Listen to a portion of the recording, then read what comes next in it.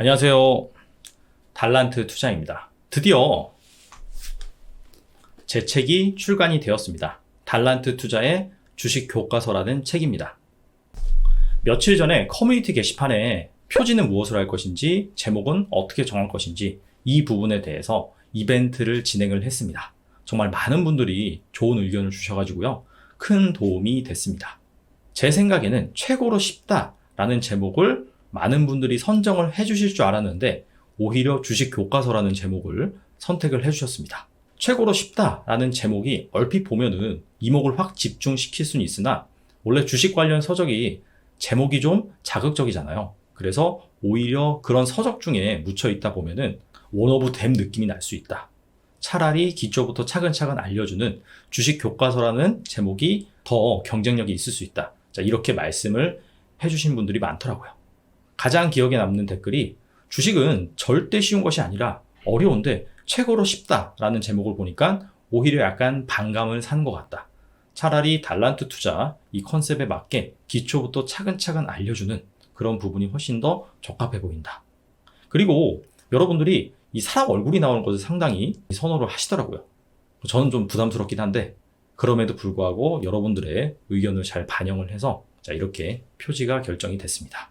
출판사에서 먼저 제안을 해주셨어요. 제가 지난 5년간 실습을 통해 배우는 주식투자 종합반이라는 강의를 진행하고 있었는데 그 커리큘럼을 보고 이게 정말 책으로 나오면 좋겠다 라고 하면서 제안을 해주셨습니다. 주식 관련 서적이 상당히 많잖아요.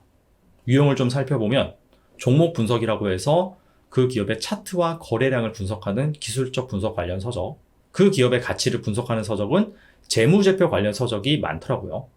그리고 성공한 투자자가 나는 이러이러한 방법으로 성공을 했다 라고 하면서 투자 관에 관련된 서적. 그런데 개인 투자자가 실제로 종목을 발굴을 하고 그 기업을 분석을 해서 투자 판단을 내리는 데 있어서 구체적인 방법론에 대해서 다룬 서적은 드문 것 같더라고요. 대가들의 투자법 이런 것들을 살펴보면 꼭 아는 업종, 아는 주식에 투자를 해라. 일상 속에서 투자 아이디어를 발굴을 해라. 마트나 백화점 이런 데 가서 어떤 제품이 잘 팔리는지 그리고 그 제품을 만드는 그 기업을 찾아봐라. 이런 식으로 얘기를 하잖아요. 그런데 정말 백화점에 가서 A라는 제품이 잘 팔려서 그 A라는 제품을 만드는 기업을 여러분들이 파악을 했습니다. 이 A라는 제품이 그 기업이 만드는 제품 중에서 원오브 댐은 아닌지, 매출 비중이 한 5% 이하는 아닌지 이런 부분까지도 여러분들이 투자를 함에 있어서 잘 살펴봐야 되거든요. 그래서 그런 것들을 어떻게 빠른 시간 안에 체크를 하는지 방법론에 대해서 이 책에서는 다루고 있습니다. 제가 투자업계에 한 10년 정도 종사를 했습니다. 원래 대기업에 다니다가 이 투자업 이쪽을 너무 하고 싶어서 가치투자 전문 콘텐츠를 제공하는 그 회사에 취직을 했어요. 여기에서 하는 일이 하루 일과가 하루에 7건의 기업 분석 기사를 쓰는 거였습니다. 기업 분석을 하기 위해서는 그 기업의 재무제표, 사업보고서, 가치평가 이런 것들을 총체적으로 해야 됩니다. 그래서 그것을 하루에 7번 2년에서 한 3년 정도 했으니까 대충 계산을 해보니까 한 3,000개에서 한 4,000개에 해당하는 기업의 유형들을 제가 살펴봤더라고요. 그래서 여러분들이 투자를 함에 있어서 반도체 업종은 언제 돈을 버는지, 필수 소비재 업종은 어떤 식으로 실적을 올리는지, 그리고 이렇게 다양한 기업을 봄에 있어서 재무제표는 또 무엇을 봐야 되는지 이런 것들에 대해서 자연스럽게 알 수 있었고요. 이런 10년간의 노하우를 이 책에 개인 투자자들이 꼭 필요한 것만 담았다라고 보시면 됩니다. 제 유튜브 스타일을 보시면 아시다시피 그래프랑 데이터 이런 것들이 많이 나옵니다. 책에도 마찬가지예요.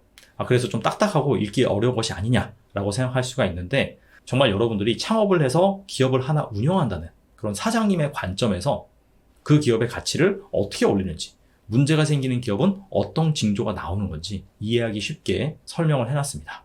제 주변 지인이 그러더라고요. 이 책을 읽으면 주식으로 집을 살 수가 있냐? 그래서 제가 집이 뭐냐? 목표를 좀 크게 가져야지.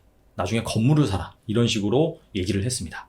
그런데 이 주식 투자를 함에 있어서 내가 주식으로 얼마 벌겠다. 이런 식으로 목표 금액을 설정하는 것도 중요한데 그것보다는 투자는 장기간 하는 거라고 생각을 합니다. 당장 내년에 얼마 벌겠다. 이런 목표보다는 장기적으로 꾸준히 잃지 않는 투자를 하겠다라고 생각하는 것이 더 중요하다고 생각을 합니다. 워렌 버핏의 첫 번째 원칙이 그거잖아요. 원금을 잃지 않는다. 두 번째 원칙도 첫 번째 원칙을 꼭 지킨다입니다. 그 얘기는 즉 장기 투자의 중요성을 강조하는 것이다 라고 생각을 합니다. 잃지 않고 여러분들이 장기 투자를 하다 보면 당연히 이 자산이 계속해서 축적이 되고 스노우볼 효과라고 하죠. 눈덩이가 맨 처음에는 작았다가 계속해서 걸리면은 엄청나게 커지는 그런 효과가 발생을 한다라고 생각을 합니다. 주식시장은 변화무쌍합니다. 어제는 뭐 성장주가 올랐다가 내일은 가치주가 오르고 당장이라도 막 백신이 나와서 시장이 회복될 것으로 예상이 됐는데 갑작스러운 새로운 리스크가 나오면서 다시 시장이 주저앉는, 정말 어떻게 보면 멀미가 날 정도로 흔들림이 심하거든요. 그런데 이러한 변화무쌍한 시장에서 딱 한 가지 변하지 않는 진리가 있습니다. 장기적으로 그 기업의 주가는 그 기업의 가치에 수렴한다.